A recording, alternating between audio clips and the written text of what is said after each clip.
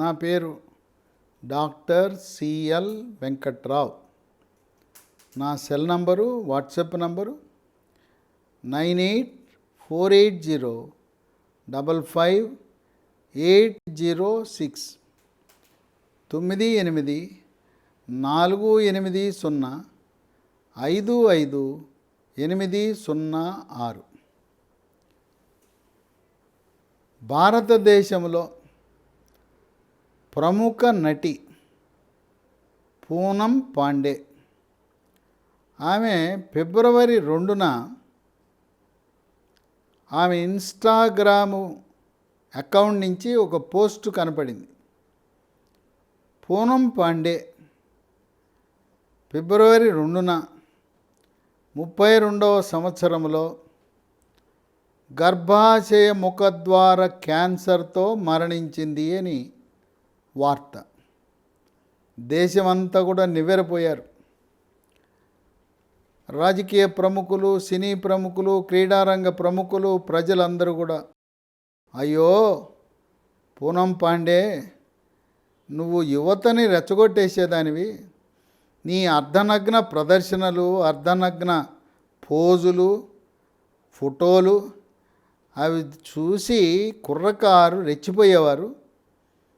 అలాంటి పూనం పాండే అయ్యో పాపం గర్భాశయ ముఖద్వార క్యాన్సర్తో మరణించిందంట అని చెప్పి దేశమంతా కూడా నివ్వెరపోయారు. ఈమె ఇంకోటి 2011లో ఆమె ఒక ఊహించని ఒక ప్రకటన చేసింది. ఎవ్వరూ కూడా నమ్మలేని ప్రకటన చేసింది. భారత cricket team one day world cup గెలిస్తే, నేను ఇప్పుడు దాకా అర్ధనగ్నంగా మీకు దర్శనమిచ్చాను, ఆ వరల్డ్ కప్ గెలిస్తే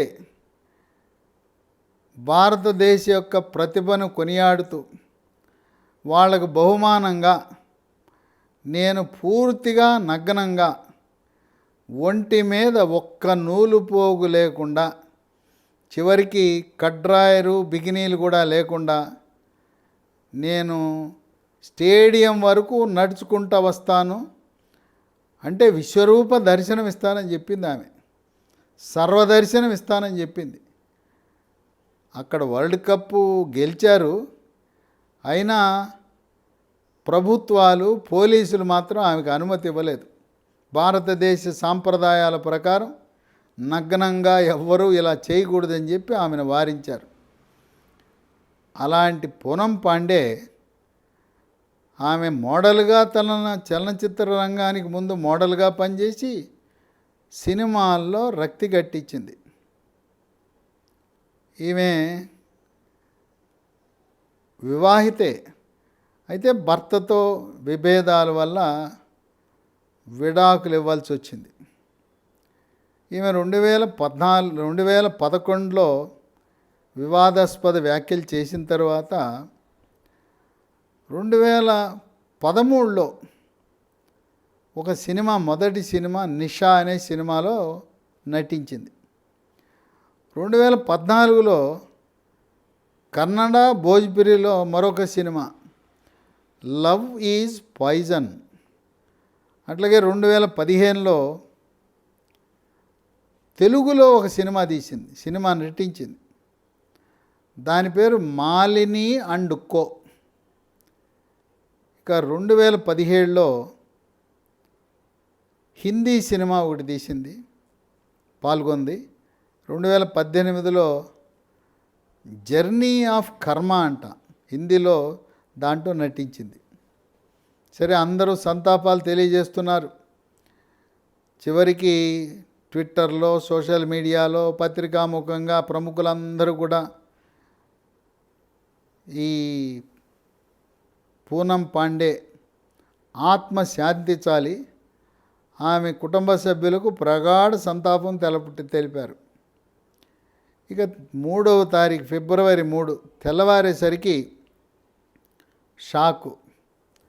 ఆమె ఇన్స్టాగ్రామ్లో నేను చచ్చిపోలేదు, నేను బతికే ఉన్నాను, ఈ దేశంలో గర్భాశయ ముఖద్వార క్యాన్సర్ గురించి ప్రజలందరికీ, ప్రభుత్వాలకు అవగాహన పెంచటానికి, చిన్న వయసులో మరణిస్తున్న ఈ మహిళలను కాపాడటం ఇలా చేయవలసి వచ్చింది. నేను చచ్చిపోలేదు, నేను బతికే ఉన్నానని ఏ ఇన్స్టాగ్రామ్ అకౌంట్లో చచ్చిపోయానని పెట్టారో అదే అకౌంట్లో నేను బతికున్నానని పెట్టి ప్రజా ప్రయోజనాల కోసం గర్భాశయ ముఖద్వార క్యాన్సర్ యొక్క ఆ వ్యాధిని గురించి ప్రచారం కోసం ఇలా చేశాను.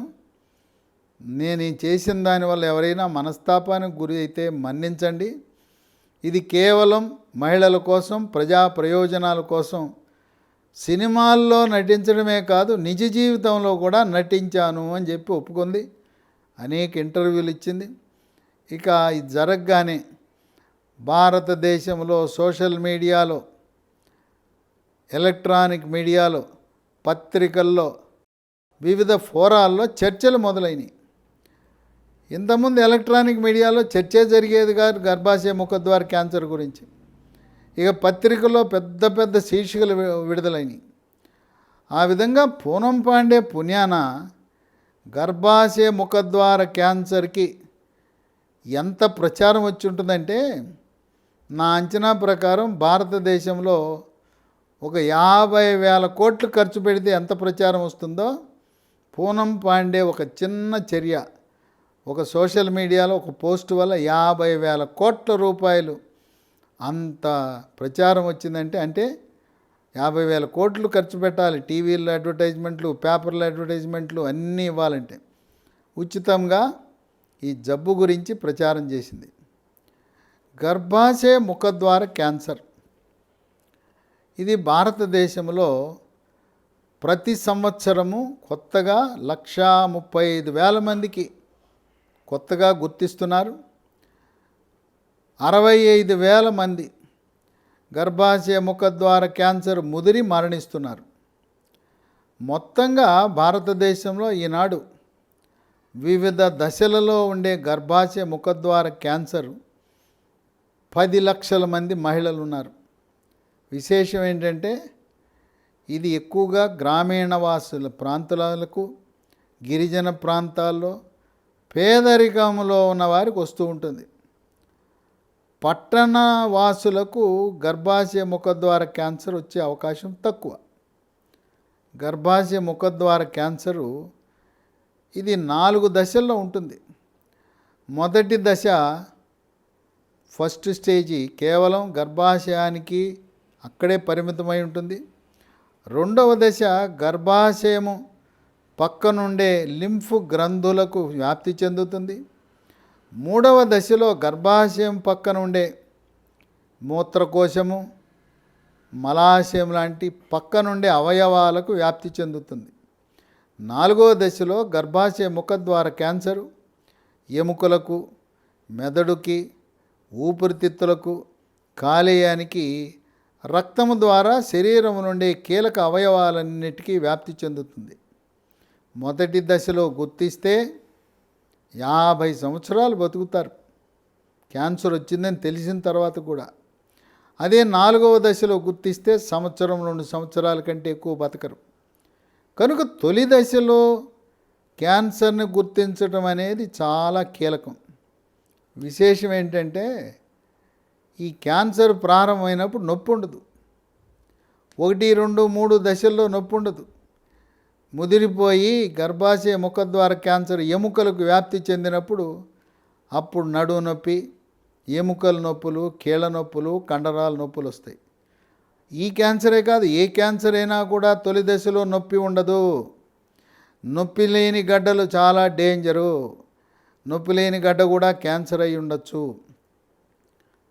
ఈ గర్భాశయ ముఖద్వార క్యాన్సర్ ఎందుకు వస్తుంది అంటే, గ్రామీణ ప్రాంతాల్లో, గిరిజన ప్రాంతాల్లో ఈనాటికి కూడా పీరియడ్ నెలసరి వచ్చినప్పుడు శానిటరీ ప్యాడ్లు వాడటంలా పాత గుడ్డలు, అక్కడ అశుభ్రమైన, శుభ్రత లేని పాత గుడ్డలు, మకిలి గుడ్డలు ఈ పీరియడ్ సమయంలో వాడటం వల్ల వస్తాయి.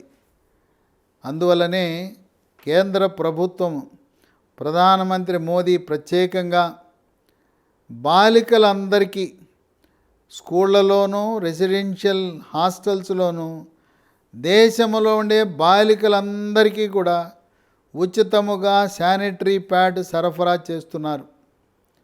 శానిటరీ ప్యాడు కేంద్ర ప్రభుత్వం ఒక ప్యాడ్ రూపాయికి అమ్ముతూ ఉంది, మార్కెట్లో లభిస్తున్నాయి. కనుక ఒక నెలకి గరిష్టంగా 5 రూపాయలు ఖర్చు పెట్టడానికి ఏమాత్రం వెనుకంజ వేయకూడదు. కేంద్ర ప్రభుత్వం సబ్సిడీపై తయారు చేసే శానిటరీ ప్యాడ్ చాలా సురక్షితమైనది, అందరూ వాడవలసింది. అంటే స్త్రీ జననేంద్రియ పరిశుభ్రత లోపించటం వల్ల ఈ నివారించదగ్గ క్యాన్సర్ వస్తూ ఉంది.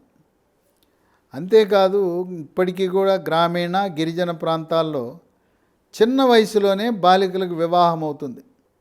ఎవరు కూడా 25 సంవత్సరాల లోపల ఆడపిల్లలు కూడా పెళ్లి చేసుకోకూడదు. ఆడపిల్లలు మగపిల్లలు 25 దాటినాకే చేసుకోవాలి. వైద్యపరంగా శాస్త్రీయ పరంగా అన్ని రకాలుగా ఆడపిల్లలు మగపిల్లలు 25 దాటినాక చేసుకుంటే మీకు ఎటువంటి సమస్యలు ఉండవు. 18 ఏళ్లకే పెళ్లి చేసుకుంటే 19 ఏళ్ళ గర్భం ధరిస్తే వాళ్లకు చిన్న వయసులోనే గర్భం ధరించిన వారికి గర్భాశయ ముఖద్వార క్యాన్సర్ వచ్చే అవకాశం ఎక్కువ. 1-2 పిల్లలు పుడితే గర్భాశయ ముఖద్వార క్యాన్సర్ రాదు. 4-6 అనేకమైన కాన్పులు, ఎక్కువ కాన్పులు అయ్యేవారికి గర్భాశయ ముఖద్వార క్యాన్సర్ వచ్చే అవకాశం ఎక్కువ. కొంతమందికి పౌష్టికాహార లోపం, పౌష్టిక మాంసకృతులు, ఖనిజ లవణాలు, విటమిన్ల లోపం వల్ల కూడా రావచ్చు. ఇది రావటానికి గల కారణం ఒక virus, HPV virus, human papilloma virus.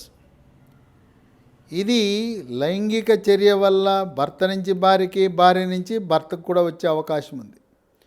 Human papilloma virus. ఈ వైరస్ ఈ గర్భాశయ ముఖద్వార క్యాన్సర్ని కలుగజేస్తుంది. ఈ క్యాన్సర్ని తొలి దశలో గుర్తించాలంటే 35 సంవత్సరాలు దాటిన ప్రతి ఒక్క మహిళ సంవత్సరానికి ఒకసారి యోనిలో ఉండే ద్రవాలను ఒక గాజు పలక మీద వేసి ప్యాప్ స్మియర్ అనే పరీక్ష చేస్తారు. ఆ ప్యాప్ స్మియర్ పరీక్షలో గాజు పలక మీద క్యాన్సర్ కణాలను గుర్తించడం ద్వారా గర్భాశయ ముఖద్వార క్యాన్సర్ని తొలి దశలో గుర్తించవచ్చు. ఈ గర్భాశయ ముఖద్వార క్యాన్సర్ని గుర్తించడానికి ప్రభుత్వము ప్రాథమిక ఆరోగ్య కేంద్రాలలో, ఏరియా ఆసుపత్రులలో, జిల్లా ఆసుపత్రులలో, బోధనా ఆసుపత్రుల్లో, అన్ని గవర్నమెంట్ హాస్పిటల్లో కూడా ఉచితముగా ఈ పరీక్ష చేసే సదుపాయాన్ని ఏర్పాటు చేసింది. స్త్రీలు కార్పొరేట్ హాస్పిటల్కి కానీ, డయాగ్నోస్టిక్ సెంటర్లకు కానీ సంవత్సరానికి ఒకసారి మాస్టర్ హెల్త్ చెకప్ చేయించుకున్నప్పుడు తప్పకుండా విధిగా ప్యాప్ స్మియర్ అనే పరీక్ష చేయించుకోవడం ద్వారా ఈ గర్భాశయ ముఖద్వార క్యాన్సర్ని తొలి దశలో గుర్తించవచ్చు. దీంతోపాటు గర్భకోశం పక్కన ఎడం పక్క ఒకటి, కుడి పక్క ఒకటి అండకోశాలు, ఓవరీ ఉంటాయి. అండకోశాల్లో తొలి దశలో క్యాన్సర్ను గుర్తించాలంటే ఒక రక్త పరీక్ష ఉన్నది, CA-125, CA-125 అనే రక్త పరీక్ష చేయటం ద్వారా ఓవరీ అండకోశం యొక్క క్యాన్సర్ని తొలి దశలో గుర్తించవచ్చు. రొమ్ముల క్యాన్సర్ని తొలి దశలో గుర్తించడానికి మ్యామోగ్రామ్ అనే ప్రత్యేకమైన ఎక్స్రే తీయటం ద్వారా ఇవన్నీ కూడా ప్యాప్ స్మియర్ కానీ, CA-125 కానీ, ఈ మ్యామోగ్రామ్ కానీ సంవత్సరానికి ఒకసారి తప్పకుండా 35 సంవత్సరాలు దాటిన మహిళలు చేయించుకోవాలి. మీ కుటుంబంలో అమ్మకు కానీ, అమ్మమ్మకు కానీ, మేనత్తకు కానీ ఎవరికైనా ఈ క్యాన్సర్లు వచ్చిన చరిత్ర ఉంటే మీరు ఇంకా కొంచెం ముందే 30 ఏళ్లకే ప్రారంభించి సంవత్సరానికి ఒకసారి పరీక్షలు చేయించుకోవటం మంచిది. ఈ హెచ్పివి అనే వైరస్ని అరికట్టి గర్భాశయ ముఖద్వార క్యాన్సర్ను సమర్థవంతంగా టీకాల ద్వారా అమెరికా, పాశ్చాత్య దేశాలలో అరికట్టగలిగారు. అక్కడ టీకాలు 9 నుంచి 14 సంవత్సరాల మధ్య ఉండే ఆడపిల్లలందరికీ వేస్తారు. ఇది 9 నుంచి 14 సంవత్సరాలు ఉండే వాళ్ళకే కాక పెద్దవాళ్ళు కూడా వేసుకోవచ్చు. 9 నుంచి 14 సంవత్సరాల వాళ్ళకి 2 డోసులు. మొదటి డోసు వేసిన తర్వాత రెండవ డోసు 6 నెలల తర్వాత వేయించుకోవాలి. పెద్దవాళ్ళకి 14 నుంచి 45 సంవత్సరాల మధ్య ఉన్నవాడు 3 డోసులు వేసుకోవాలి. మొదటి డోసు వేసిన తర్వాత నెల రోజులకు రెండవ డోసు, 6 నెలలకు మూడవ డోసు. ఈ హెచ్పివి టీకాలు చాలా సురక్షితమైనవి. ఎటువంటి రియాక్షన్లు రావు. దీనివల్ల ఎటువంటి అనర్థాలు కానీ ఎటువంటి సైడ్ ఎఫెక్ట్స్ కానీ ఉండవు.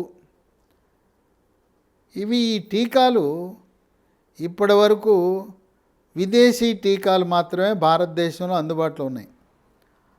ఎంఎస్డి అనే బహుళజాతి సంస్థ, విదేశీ సంస్థ గర్డాసిల్ GARDASIL 9 అనే టీకాను తయారు చేసి మార్కెటింగ్ చేస్తున్నారు. విదేశీ టీకాల్లో ఇది బెస్ట్, ఇది మంచిది. ఇంకోటి GSK అనే కంపెనీ సర్వారిక్స్ CERVARIX, ఇది రెండవ ప్రాధాన్యతగా తీసుకోండి. వీటి ఖరీదు ఒక్కొక్క టీకా 4,000, అంటే 2 టీకాలు వేసుకుంటే 8,000. కేవలం విదేశీ టీకాలని ధనిక వర్గాలు మాత్రమే చేయించుకునే పరిస్థితి. మధ్యతరగతి వాళ్ళు, పేదవారికి ఈ విదేశీ టీకాలు అందని ద్రాక్షే. ఇది గమనించిన ప్రధానమంత్రి మోదీ, సాక్షాత్తు ఆర్థిక శాఖ మంత్రి మహిళా నిర్మలా సీతారామన్ పేద మహిళలకు మేలు చేయాలనే ఉద్దేశంతో 2024 సంవత్సరం బడ్జెట్లో 9 నుంచి 14 సంవత్సరాల ఆడపిల్లలందరికీ ఏ విధంగా ఇప్పుడు వ్యాధి నిరోధక టీకాలు ఇస్తున్నామో, ఆశా వర్కర్లు, అంగన్వాడీ కేంద్రాలు, ప్రాథమిక ఆరోగ్య కేంద్రాలు, సబ్ సెంటర్లో ప్రతి ఒక్క పుట్టిన పసికందుకి నిర్బంధిత టీకాల కార్యక్రమం ఏ విధంగా ఉందో, ఇంద్రధనస్సు అని, ఆ కార్యక్రమంలో దీన్ని కూడా పొందుపరిచి ప్రతి ఆడపిల్లను గర్భాశయ ముఖద్వార క్యాన్సర్ రాకుండా నివారించే పదంగా కేంద్ర ప్రభుత్వం విదేశీ టీకాలు కాకుండా స్వదేశీ టీకాలను కొనాలనే ఆలోచనకు వచ్చింది. మనకి కోవిడ్ టీకా కోవిషీల్డ్ తయారు చేసిన సంస్థ సీరం ఇన్స్టిట్యూట్ ఆఫ్ ఇండియా పూనాలో ఉంటుంది. ఆ పూనాలో ఉండే సీరం ఇన్స్టిట్యూట్ ఆఫ్ ఇండియా వాళ్ళు దీన్ని 400 రూపాయలకే తయారు చేశారు. దాని ఖరీదు 400. విదేశీ టీకా అయితే 4,000, స్వదేశీ టీకా 400. వాళ్ళు ప్రధానమంత్రి మోదీ దగ్గరకు వచ్చి ఒక ప్రతిపాదన ఇచ్చారు. సీరం ఇన్స్టిట్యూట్ ఆఫ్ ఇండియా వాళ్ళు, మీరు కేంద్ర ప్రభుత్వం తరపున ఉచితంగా వ్యాధి నిరోధక టీకాలు దేశమంతా ఇస్తానంటే మేము 400 కూడా తీసుకోం, 200కే ఒక టీకా ఇస్తామని ప్రతిపాదనలు ఇచ్చారు. ఏ విధంగా కోవిడ్ టీకాలు భారతదేశ జనాభాలో 100 కోట్ల మందికి 2 డోసులు ఉచితంగా ఇచ్చారో, అదేవిధంగా దాదాపు 15 కోట్ల ఆడపిల్లలకు 9 నుంచి 14 సంవత్సరాల మధ్య ఉండేవారికి 2 డోసుల టీకాలు ఈ 2024 సంవత్సరంలోనే ఉచితంగా పొందవచ్చు. ఇంకా టీకాల కార్యక్రమం ప్రారంభం కాలేదు. కేంద్ర ప్రభుత్వం, రాష్ట్ర ప్రభుత్వాల ద్వారా ఈ పథకాన్ని అమలు చేస్తారు. పట్టణాల్లో ఉండేవాళ్ళు పట్టణ ఆరోగ్య కేంద్రాలు అది కేంద్ర ప్రభుత్వ నిధులతో నిర్వహించబడతాయి. అలాగే ప్రాథమిక ఆరోగ్య కేంద్రాలు, విలేజ్ క్లినిక్స్, గ్రామాల్లో ఉండే క్లినిక్స్, ఇవన్నీ కూడా కేంద్ర ప్రభుత్వ నిధులతోనే నిర్వర్తించబడతాయి. ఆశాలు, అంగన్వాడీ వర్కర్లు, ఈ ప్రాథమిక ఆరోగ్య కేంద్రాలు, పట్టణ ఆరోగ్య కేంద్రాలు, ఏరియా హాస్పిటళ్ళు, జిల్లా హాస్పిటళ్ళు, బోధన ఆసుపత్రుల సహకారంతో ఈ కార్యక్రమాన్ని నిధులు పూర్తిగా కేంద్ర ప్రభుత్వం సమకూర్చి టీకాలు కొని రాష్ట్ర ప్రభుత్వాల ద్వారా ఈ టీకాల పంపిణీ కార్యక్రమాన్ని చేపట్టబోతా ఉన్నారు. ఇదొక విశేష ఘట్టం. టీకాలు వేసుకుంటే 9 నుంచి 14 సంవత్సరాల మధ్యలో 100కి 100 రూపాయలు క్యాన్సరు రాకుండా నివారిస్తుందని వైద్య శాస్త్ర పరిశోధనలు వెల్లడిస్తున్నాయి. మనం అమెరికాలో లాగా రాబోయే కాలంలో ఈ సంవత్సరం మరణించిన 65,000 మంది చిన్న వయసులోనే అర్ధాయుస్తోనే మహిళలు మరణించడం అనేది అమానుషత్వం. పేదరికం అత్యాధునిక వైద్య సేవలకు అవరోధం కాకూడదని, అంతరాయం కాకూడదని ఆయుష్మాన్ భారత్ ద్వారా, జన ఆరోగ్య యోజన ద్వారా కేంద్ర ప్రభుత్వం ప్రధానమంత్రి మోదీ 1,00,000 కోట్ల నిధులను ఆరోగ్య సంరక్షణకు కేటాయించి భారతదేశంలో మహమ్మారి వ్యాపించినప్పుడు ప్రపంచంలో అతి తక్కువ మరణాలతో బయటపడిన దేశం భారతదేశం. కనుక దీని పట్ల అప్రమత్తంగా ఉండవలసిన అవసరం ఉంది. పీరియడ్స్ సమయంలో పాత గుడ్డలు, అపరిశుభ్రమైన గుడ్డలు వాడకుండా మార్కెట్కి వెళ్ళి ప్రతి ఒక్క మహిళ, ఆడపిల్ల శానిటరీ ప్యాడ్ని తప్పనిసరిగా వాడితే ఆ రకమైన జననేంద్రియాల శుభ్రతే మనకు శ్రీరామ రక్ష కాబోతుందని గమనించండి.